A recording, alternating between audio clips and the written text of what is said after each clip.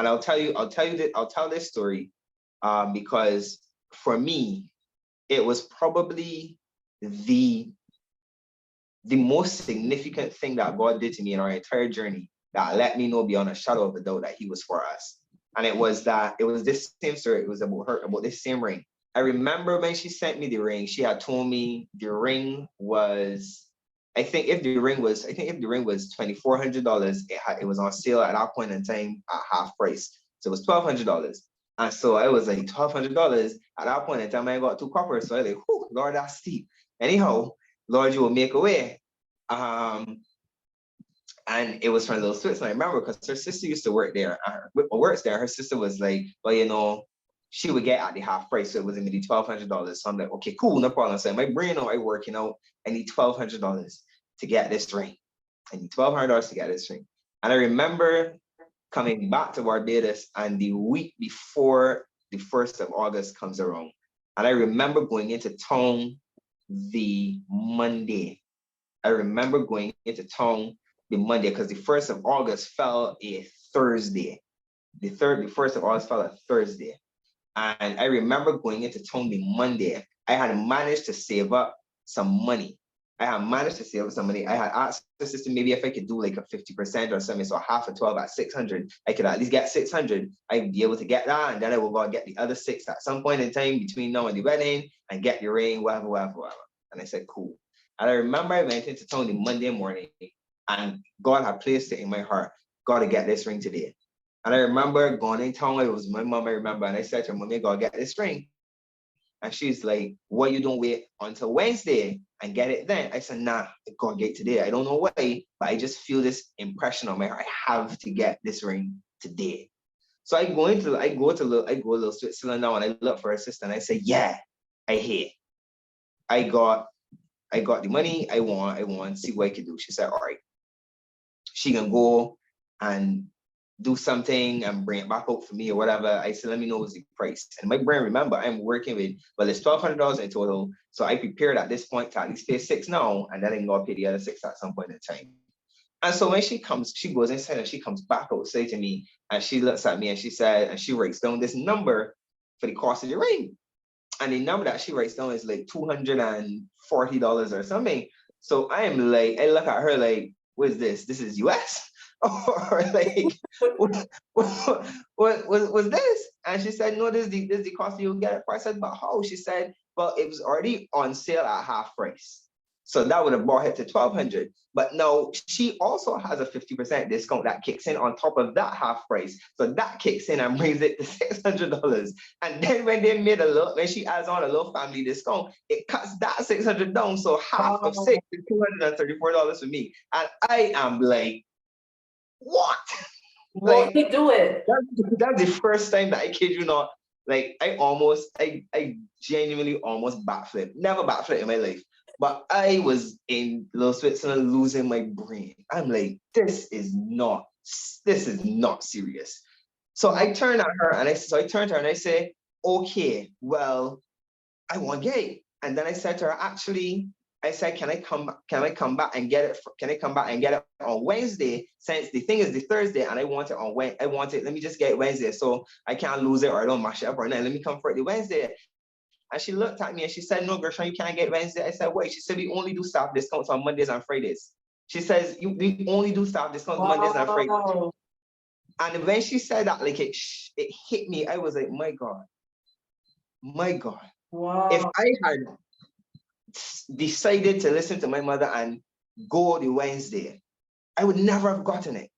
Because the next day would have been Friday. And that would have messed up totally the fact that God had said the first, which was the Thursday. So I had to get it the Monday. And so that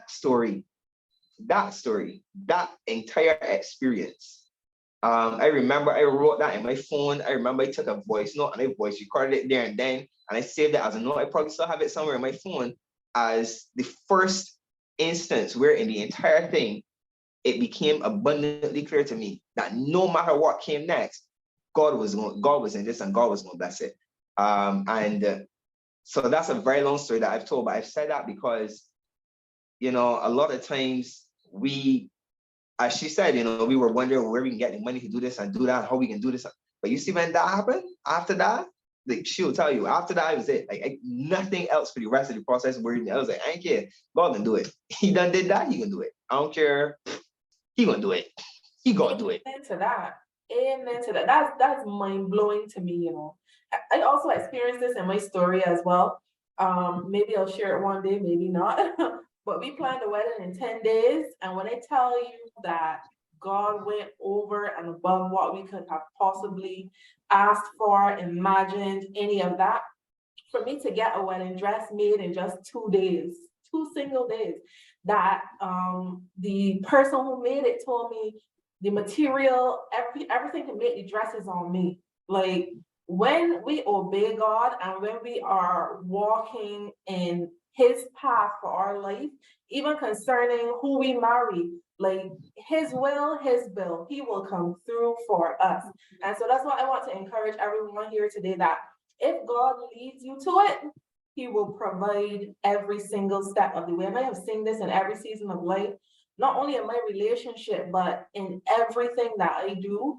Once he commands it, he will go before you. And that's an amazing story, Gershon, because it's mind-blowing how your obedience led you into the favor of God. Because if you didn't listen to God, you could have missed out on that, and that could have, that could have definitely snowballed and then pushed your wedding further back and into COVID. It could have been a whole disaster, but you obeyed. And so that's an amazing story. Tell us a little bit more about the journey from engagement to getting married, and how God built your faith and how your obedience also caused him to unlock even more favor and blessing in your life.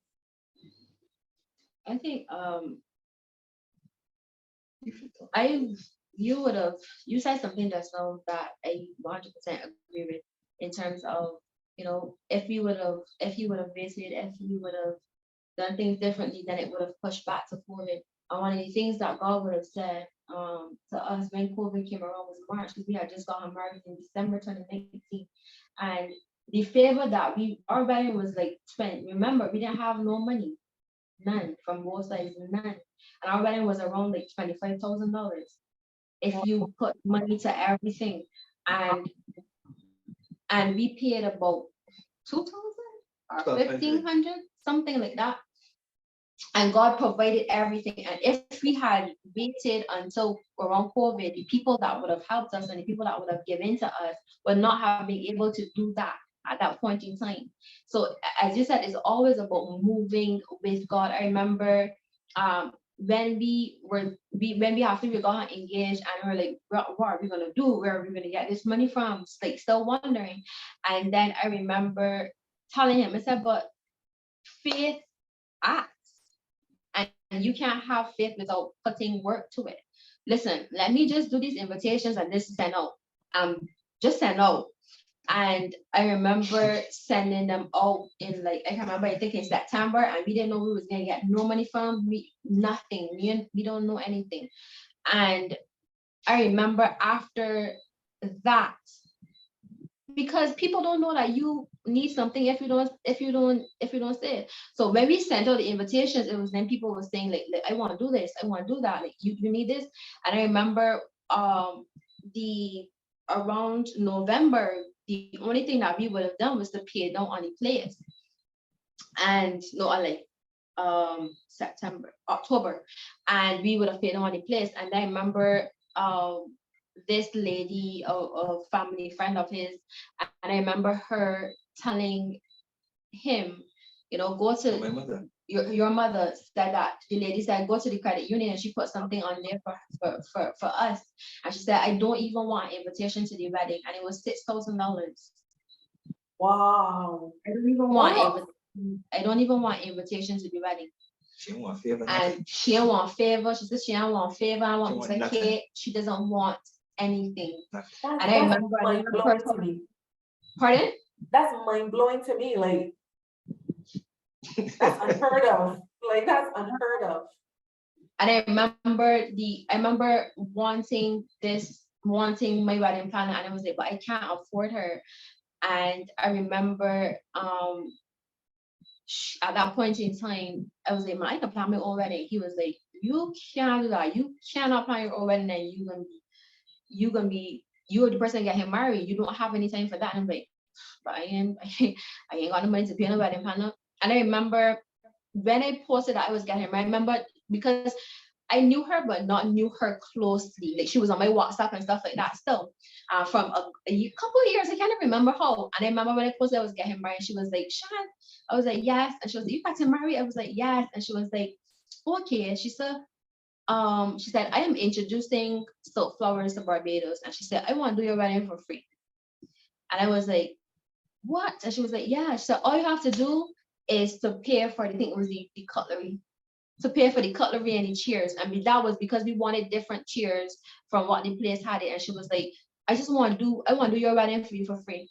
And when she gave us the cost that it was going to be, I was like, well, and I got what I wanted, even though I didn't have to pay for it. I mean, other things we had to pay for, but the money was provided, and we had a beautiful wedding.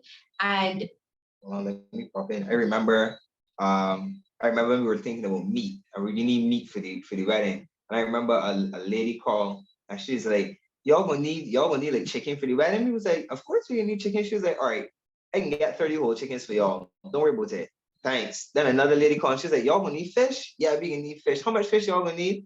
I called the lady that was catering, because even the lady that was catering, she said, listen, our gift to you is we'll do it. We'll do it. Just get the stuff and just pay us to cook it, but we're not going to charge you any per head, nothing, whatever. So I called her and I'm like, well, how much fish you would need? She said maybe about 2 pounds of dolphin. And I called her, I said, well, we can need 2 pounds. She said, I get 2 pounds of dolphin for y'all, no problem. Like one after the other. What Shannon is saying, like one after the other. People from I don't know where, people would just call and just say, hey, listen, we're gonna do this. we never asked. And we never asked them, but we never called nobody and asked them to do it. But you know what? There is provision that we unlock when we take that first step. Like if you have spent more time just hesitating on sending out those invitations and asking God to provide the money before you start the planning process, y'all might probably still be waiting to get married. But as soon as you stepped out, the floodgates of heaven opened and God was like, favor, favor, favor, everything covered. That, like, y'all don't have no idea how that is just warm my heart, how God operates and how faithful he is when we do our part. Yeah. You have to put action to your words. You just can't say that, look, I do this thing, and you are not putting anything to it. And I think that is how our marriage and our relationship and our whole lives has been from then till now. I mean, like, we have just seen the favor of God in every single area of our